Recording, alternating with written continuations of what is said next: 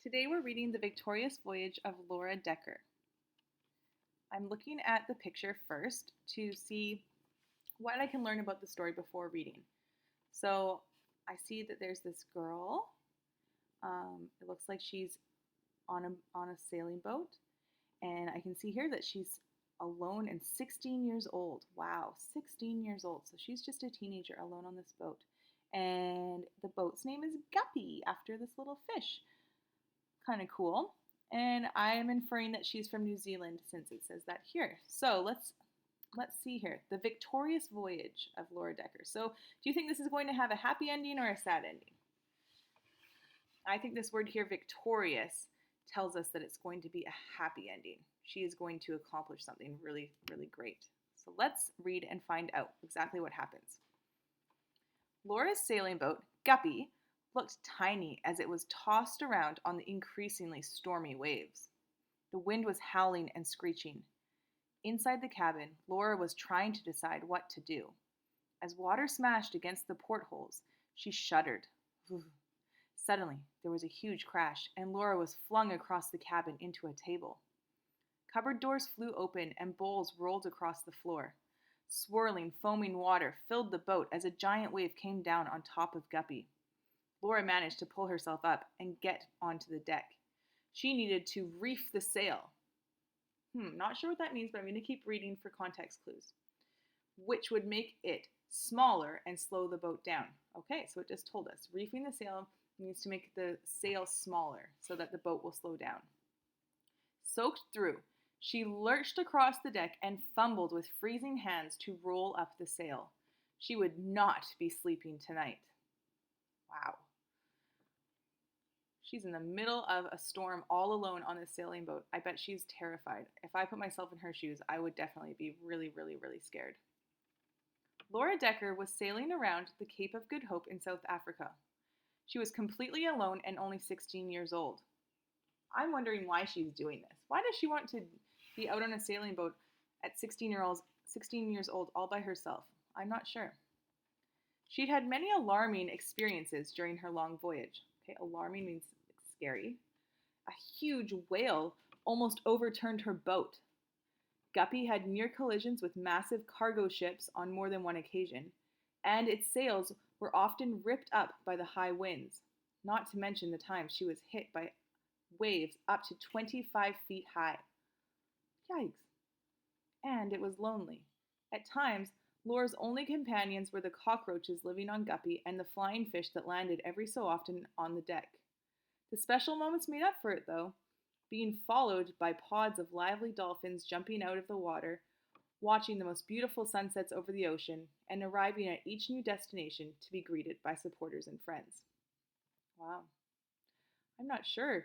This part sounds nice, but that part sounds absolutely scary. And being all alone, I don't know if I could do this. What do you guys think? Could you do this? Would you want to do this? I still wonder what her motivation was. Why did she want to do this? Laura Dekker was just 8 when she decided her desire, was to sail around the world. Over the next few years, her dad taught her everything he knew about sailing, from ocean navigation to working out wind directions. Laura had many practice voyages and learned first aid in case she got injured. She was surviving on just 1 or 2 hours of sleep on long distance journeys. By 13, Laura had already made a solo voyage from the Netherlands, where she lived, to England. Wow, so her dad says, kind of like realized that his daughter had a dream to sail, and he's helping her learn the skills she needs. That's pretty special. Now Laura was ready to plan her big adventure. Her round-the-world route would take her to the Caribbean island of St. Martin, then across the Pacific, Indian, and Atlantic Oceans, to arrive back at St. Martin 27,000 nautical miles, or 31,000 miles, later. She would stop at different places along the way to get food and water supplies and to contact her family. On August 21st, 2010, Laura left. How do I say this word? Oh, telling me right here, Gibraltar. Okay, so that is a British colony on the south coast of Spain. Okay. Gibraltar, and sailed to the Canary Islands to begin the Atlantic crossing to St. Martin. Wow. Wonder how long this takes. It says 1 year and 5 months later, Laura sailed triumphantly back to the harbor at St. Martin. She was out on the water by herself for 1 year and 5 months. Holy smokes. Could you guys do that? I don't think I could. That's amazing. She was accompanied by a group of boats cheering her on. One was driven by her delighted mom and dad. Can you imagine how much they missed each other? Laura waved to the crowds of cheering fans. She'd done it. Laura Dekker was now one of the youngest people to circumnavigate the world solo by boat. So that means to go around the world. What an achievement. Oh my goodness. Wow. So that's very brave of her to go at such a young age. She learned all the skills and she made her dream come to life. We've been thinking about being brave in our journals. Do you guys think that this qualifies? She's certainly taken on a huge challenge and overcome it in spite of all the hardships. It's pretty impressive. So now here we've got some information about how to tie a reef knot, and we're learning about emergency, how to survive in an emergency. So if things go wrong on the water, here's some things to do. How to send a mayday message, mayday, mayday, right? How to send, so we're going to learn the steps about how to do that. And travel planning. If you're traveling, then you need to be prepared for anything. So here is some advice on different things. Okay, so let's take a look. How to tie a reef knot. The reef knot is a sailor's knot that is often used to tie down part of a sail during reefing, rolling the edge of a sail up to make it smaller. Here's how to tie it. Okay, so if you have 2 pieces of rope, you could try this at home. So it says take 2 pieces of rope, take the right end and place it over the left end. This helps if they're 2 different colors because then you can see it better, right? Then bring it under the left rope. Next, cross the left end over the right and above and twist it. No, next cross the left end over the right end above the twist, 3, bring the left end under the right. And 4, pull the ends firmly to make the knot tight. Okay, I challenge you guys to try that. See if you can get your hands on a couple pieces of rope or string and maybe yarn and see if you can do a reef knot. That'd be pretty cool. If you do, send me a picture. Okay, let's see. In an emergency. Well, this is an activity that I'm going to challenge you guys to do here. So in here, there's something I would like you to do. If things go wrong on the water, here is some advice for what to do. Send a mayday message by radio or satellite phone. You can't rely on a mobile phone at sea. Okay, and then it's going to tell us here how to send a mayday message, but we're going to keep reading for a minute. Send an SOS. Oh, that means save our souls. That stands for save our souls. Message, an SOS message.